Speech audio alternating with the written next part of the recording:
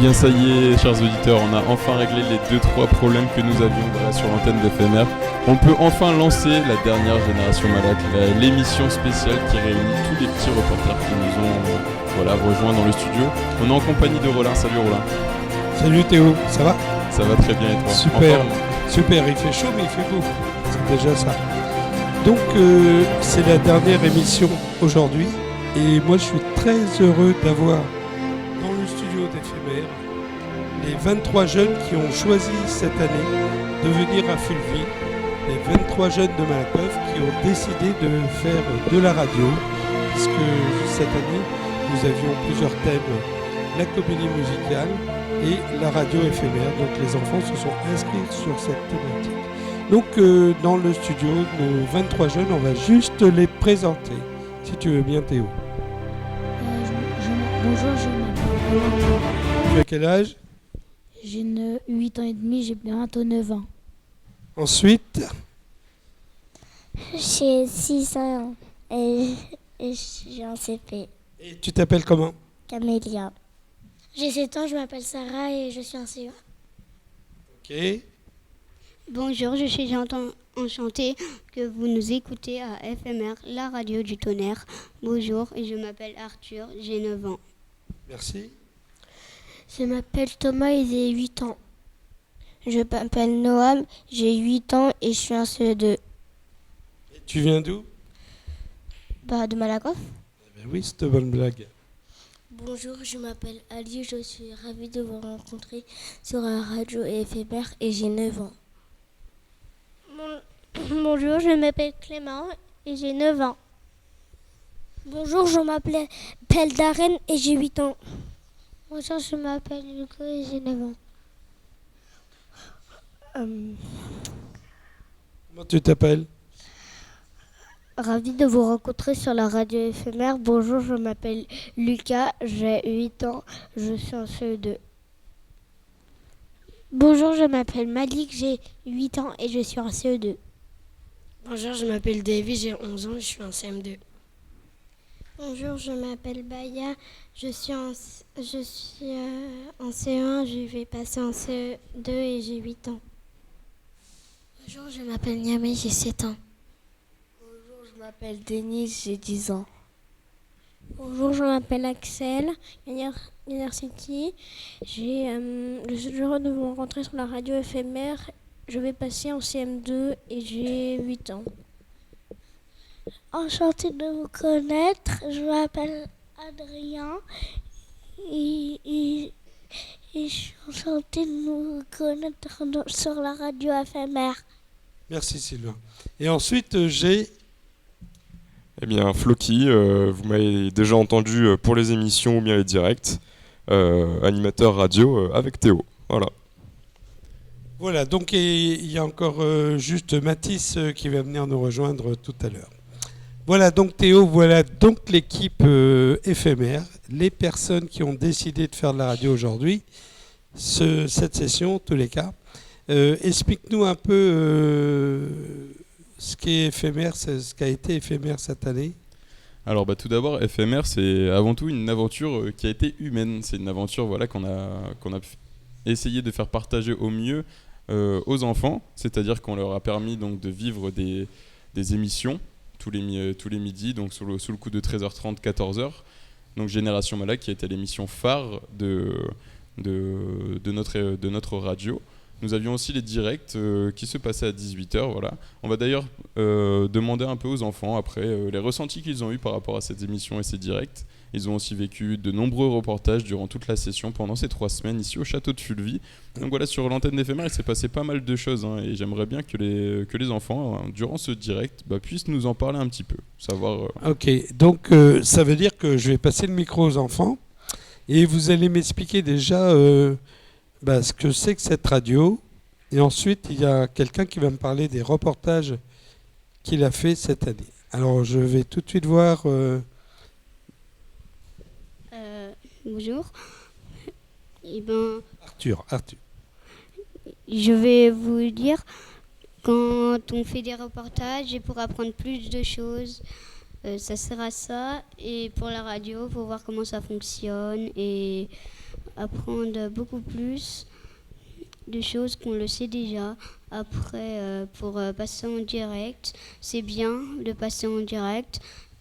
Comme ça, tout le monde peut t'entendre à FMR. Oui. On va repasser la parole. Tiens, Tintin, oui. Bah, pour moi, la radio, FMR, c'est pour tout Malakoff.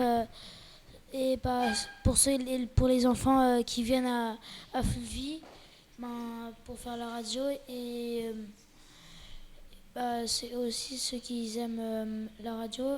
Et hier, non, je me rappelle plus, avant-hier ou hier, on a eu des invités et ils sont passés à la radio et ils ont dit qu'ils ont bien aimé. Et c'est pour tout le monde la radio. Ouais, et d'ailleurs, par rapport à ça, toi, qu'est-ce qui t'a plu le plus dans tout ce qui est radio et ce que tu as vécu ? Moi, ce que j'ai aimé le plus, c'était quand on est parti à France Bleu Auxerre, parce que j'ai bien aimé et c'était rigolo. Et on est passé en direct en même temps sur France Bleu et on a découvert un peu tout. On a découvert de tout. Ok, très bien. Donc t'as bien aimé le petit reportage à France Bleu à Auxerre, c'est ça ? Oui, avec Rémi. Et oui, Rémi, par rapport à ça, du coup, est-ce qu'il y a quelqu'un d'ailleurs dans le studio là qui a fait aussi France Bleu Auxerre ? Levez la main. Oui, Lucas, toi, qu'est-ce que tu as appris de France Bleu Auxerre ? Qu'est-ce qu'il y a de plus là-bas par rapport à nous, notre radio et notre studio par exemple ? En fait, là-bas, le studio, il est plus grand. Il y a plus de pièces, il y en a 7 ou 8. Et en fait, t'as 2 studios d'enregistrement, je crois. C'est et ça. Après, t'as une fois, on est allé pour quand on est rentré, avec toi, bien sûr, Ah oui, bien parce sûr. que t'étais là. Et en fait, on est rentré, on a bu un verre d'eau, on a joué un peu. Après, on a appris des choses. Ils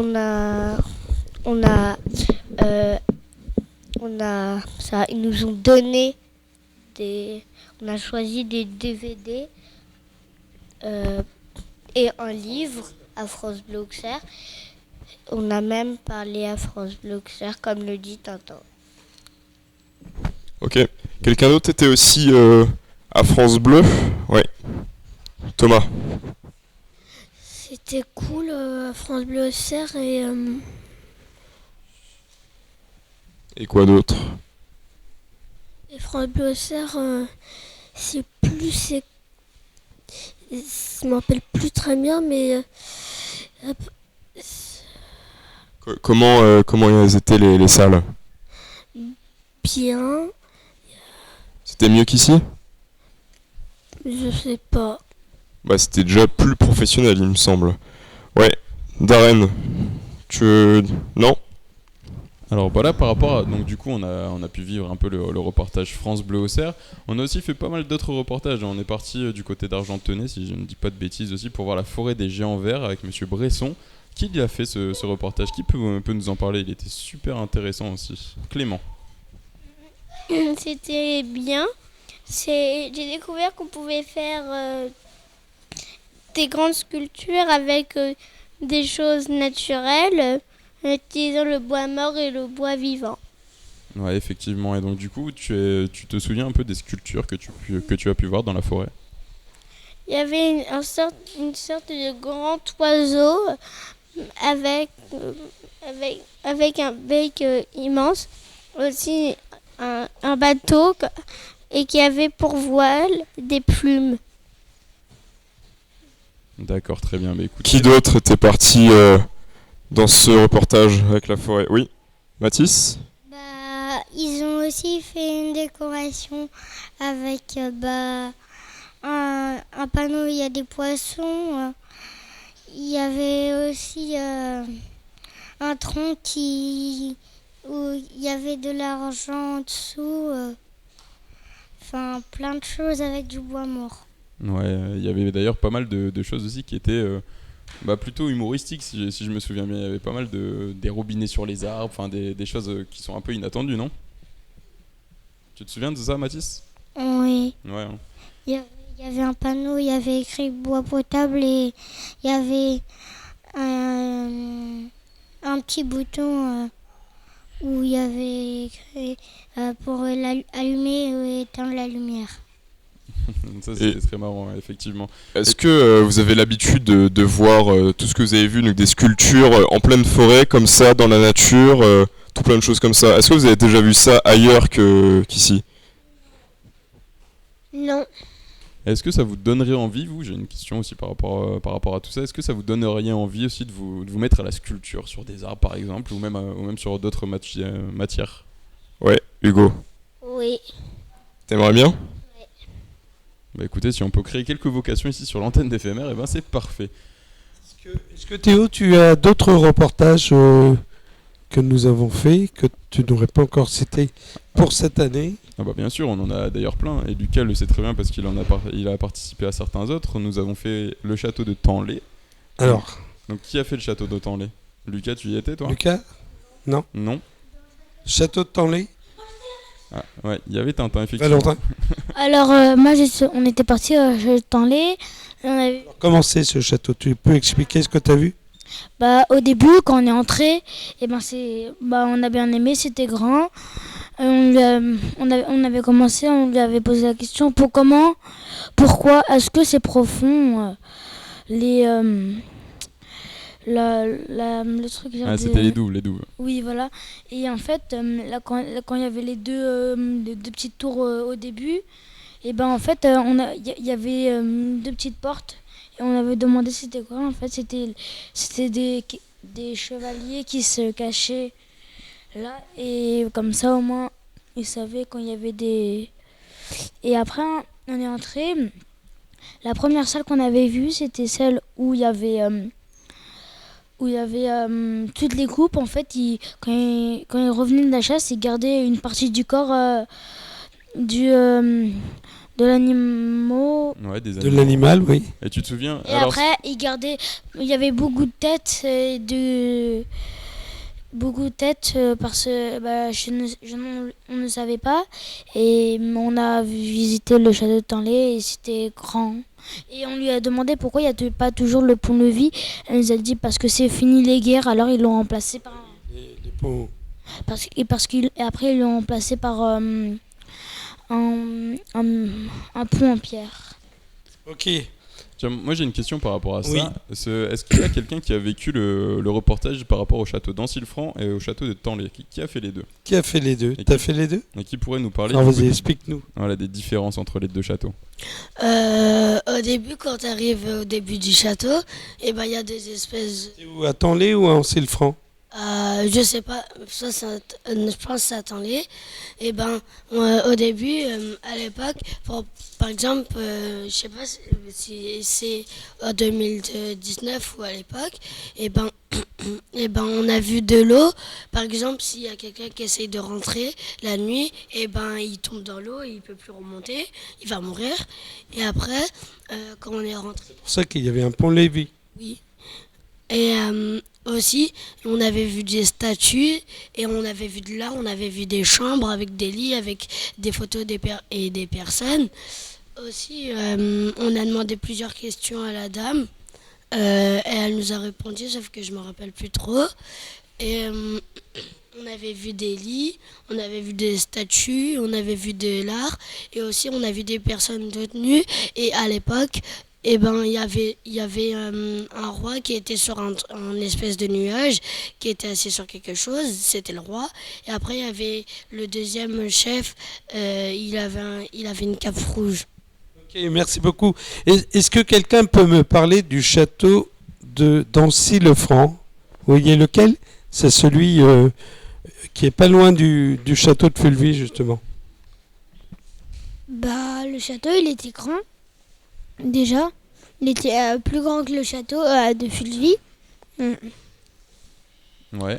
Il y avait des choses comme il y avait je crois nous on avait dit moi je crois il y avait beaucoup de chambres comme Théo, Ouais, tu confirmes? effectivement, il y a pas mal de chambres je crois au château d'Ancilfranc. je crois 17 chambres. C'est ça. Si je me trompe pas, c'est ce Exact. qu'elle avait dit durant le petit guide qu'elle nous avait fait, effectivement. Et qu'est-ce En qui... fait- Ah bah vas-y, continue, vas-y, on t'écoute. En fait, c'était un château. Voilà, parce qu'en fait, c'était un roi. En fait, autrefois, pour le construire, en fait, c'était un roi qui n'avait pas encore de château. Et après, il a rencontré je crois, je sais plus comment ça s'appelle. Alors il a rencontré quelqu'un. Alors si tu veux, c'est pour expliquer un peu aussi aux autres enfants. Il s'appelle Sebastiano, après je sais pas. Ouais, ça c'est le créateur, enfin pas le créateur, mais du moins l'artiste qui a permis de façonner un peu le château et de le faire à cette image-ci. Et c'est une histoire de famille au château d'Ancilfranc. Alors si je ne dis pas de bêtises, c'est aux alentours du XIIIe siècle. J'aimerais bien vérifier l'information et vous pourrez la vérifier d'ailleurs en écoutant les émissions que vous pouvez trouver sur notre blog. Et donc voilà, vous allez pouvoir redécouvrir un peu l'histoire du château d'Ancilfranc. Est-ce qu'il y a d'autres reportages qu'on n'a pas encore cités, Théo ? Oui, bien sûr. Il y a aussi le deuxième reportage que nous avions fait quand on y était en immersion totale dans une aventure radio que nous avons fait au canoë de Lésine. Yeah. Qui peut nous en parler un Alors, peu canoë à Lésine, Clément, tu peux nous en parler ? Le canoë, c'était bien. C'était bien. J'ai appris qu'il y avait plusieurs sortes de bateaux pour les canoës. C'est quoi les noms des bateaux, tu te rappelles ? Non, je me rappelle pas, mais il y a des bateaux pour les balades, des bateaux pour la mer, des bateaux pour les eaux agitées, et des choses comme ça, et des bateaux comme ça. Et c'est quoi la différence entre un canoë et un kayak ? Qui connaît la différence ? Un kayak, on a une rame, et un canoë, on a une rame double. Il y a 2 personnes ? Il peut très bien y avoir 2 et une, mais il peut aussi y en avoir beaucoup. Ok, merci beaucoup. Et par rapport à ça, pour oui. une petite précision aussi, les canoës, ça s'appelait les C1, les C2, les C3, les C4. Voilà, le nombre qu'il y avait à côté du C, qui voulait dire canoë, représentait le nombre de personnes qui pouvaient être accueillies dans les canoës. Donc on salue l'équipe de Lésine de canoë qui nous ont accueillis et on espère avoir l'occasion de les retrouver prochainement pour d'autres reportages. Avec grand plaisir. D'autres reportages parce qu'on va devoir conclure compte tenu de l'heure. Effectivement, j'aimerais bien aussi parler de Didier qui était venu dans notre studio, qui nous avait fait un super reportage avec l'accordéon. D'ailleurs, certains des enfants qui sont ici l'ont vécu et ont pu jouer de l'instrument. Qui pourrait nous en parler un petit peu ? Alors, tu as vécu ce reportage ? Oui. Du coup, en fait, il y avait DJ, il avait ramené son accordéon et il savait aussi jouer de la cuillère. Est-ce que tu avais déjà entendu quelqu'un jouer de l'accordéon ? Non. Parce que c'est un instrument qu'on n'a pas l'habitude d'utiliser maintenant. Ah oui, c'est un instrument traditionnel. Oui. Et aussi, on a même essayé il nous a même montré des notes et on a joué quelques morceaux aussi. Ok. On va peut-être... T'as d'autres reportages à nous présenter ? Alors pour cette Théo ? année, non, il y avait effectivement le dernier reportage que nous n'avons pas cité, donc c'était les Anis de Flavigny qui a été fait avec Floki d'ailleurs. Je pense que Floki, tu as apprécié particulièrement ce reportage. Vous êtes rempli de bonbons, si j'ai pu constater. Oui, en effet. C'était vachement sympathique comme lieu et comme visite. Et notre accompagnatrice, donc, qui était la directrice des Anis, nous a gentiment donné plusieurs sacs de bonbons que l'on a partagés entre tous les enfants et nous tous, équipe de direction et d'animation. Donc, oui, Tintin, qu'est-ce que tu en as pensé de ce reportage ? Non, moi je voulais pas parler de ça, mais je voulais dire que tous les directs qu'on avait fait, et ben en fait c'était avec, on l'enregistrait et après on le mettait à la radio et après on disait on faisait d'autres directs. Ouais, c'est ça. Donc c'est le principe du reportage. Le direct, c'est différent. Ouais. Oui. C'était super. On découvrait comment on fabriquait des bonbons et aussi pour l'ancienne, ces bonbons ils étaient très anciens. On utilise même au mariage. En plus, ils sont très bons et il y a certains goûts et il faut 15 jours pour en faire. Ouais, un bonbon nécessite 15 jours de brassage dans les cuves. Un bonbon. Enfin, après, plusieurs bonbons sont... Est-ce que vous savez que les bonbons de Flavigny, on les retrouve partout en France, notamment dans les stations-service. Vous savez, les stations d'essence là sur les autoroutes, vous verrez quand au mois d'août vous allez vous arrêter, vous irez à côté de la caisse et très souvent on voit les bonbons de Flavigny. Donc vous avez eu beaucoup de chance de visiter cette fabrique de bonbons. Et je voudrais vraiment remercier Madame la directrice de très Flavigny. sympa d'ailleurs quand on Très on gentil, l'avait eu au qui a téléphone. très gentiment accueilli les enfants cette session. Il y a Mathis qui voulait préciser quelque chose. Et les bonbons, ils sont créés depuis 1519. Vous vous rendez compte 1519. Non, c'est depuis 1300, il me semble. L'abbaye Ah bah, qui c'est encore existait. Et après, les bonbons, en fait, étaient déjà un peu travaillés par les moines. Mais après, oui, Donc au départ, c'était des moines qui fabriquaient dans l'abbaye, comme dans beaucoup d'abbayes, on fabrique de la bière, du fromage et aussi des bonbons. Hein. Donc je vais devoir malheureusement arrêter parce qu'il est l'heure de passer à table. Et surtout, l'heure de vous dire, chers auditeurs, vous qui écoutez Fulvi Malakoff Radio, combien nous étions contents cette année d'être à vos côtés. Parce que vous savez qu'à chaque fois que l'été arrive, Éphémère arrive. Et cette année, ça fait 29 ans quand même qu'Éphémère rayonne sur le canton d'Ancille-Franc. Et voilà, en tous les cas, merci à tous les enfants qui sont ici dans la salle et aussi aux 29 années d'équipe d'enfants et d'animateurs qui ont animé cette radio. Sachez que l'année prochaine, ça sera les 30 ans et ça sera une grande année à Fulvi, au château de Fulvi, parce qu'on va faire une grosse fête énorme, gigantesque. Donc n'hésitez pas à revenir l'année prochaine, les enfants, à Fulvi, vous inscrire sur le projet radio. C'est toujours en juillet et c'est éphémère, mais ça dure quand même 29 ans cette année. Donc je voudrais remercier particulièrement le Conseil supérieur de l'audiovisuel, le CSA, qui nous accorde cette fréquence depuis tant d'années, qui nous fait confiance. En particulier, un remerciement tout particulier à Amandine Ménigoz, qui est la responsable du CSA et du CTR à Dijon. Remercier Rémi et Laurence. Vous l'avez vu, Rémi et Laurence, hein, c'est les parrains et marraines de la radio. Et Rémi est notamment le directeur technique de France Bleu Auxerre. Et c'est grâce à lui qu'on a pu directement parler sur la grande radio de notre grande sœur, on pourra dire, qui est France Bleu Auxerre. Voilà. Remercier aussi l'ensemble des auditeurs qui nous ont suivis cet été. Remercier le service enfance de la ville de Malakoff, Madame le maire et toutes les personnes qui nous soutiennent depuis toutes ces années. Hein, et tous les maires justement de Malakoff, Monsieur Figuère, Madame Margaté et maintenant Madame Bellhomme. Voilà, donc rendez-vous l'année prochaine. Je vous le redis les enfants, j'espère que vous serez très nombreux à venir à Fulvi parce que ça va être une grosse année remplie de surprises et avec des très beaux reportages.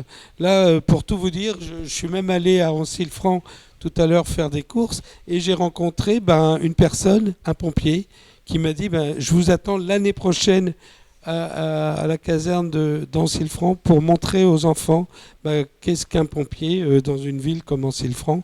Donc vous voyez, il y a plein de reportages qui se préparent, qui sont déjà prêts. Donc je vous invite l'année prochaine à venir. Donc je voudrais faire un petit coucou particulier à Hervé Bizio, notre fidèle, parmi les fidèles auditeur qui est dans son tracteur. J'espère qu'il est climatisé pour lui parce que sinon il doit griller. Voilà, et merci à Monsieur le maire de Fulvi, à toute l'équipe municipale de Fulvi, que je salue aussi. Voilà, donc on ne va pas arrêter comme ça cette radio, elle va émettre jusqu'à 19h. Et à 19h, Donc on se donne rendez-vous ici à 18h pour le direct, pour le dernier direct. Et à 19h, on va couper les ondes. Et quand on coupera les ondes, eh ben, FMR sera définitivement arrêté. Ça sera le silence radio pendant 1 an. OK ? Donc Théo, je vais repasser le micro à Floki. Vas-y. Oui, bah là en fait on a tous un petit mot tous ensemble à dire à nos auditeurs et auditrices. Donc allez, on peut y aller.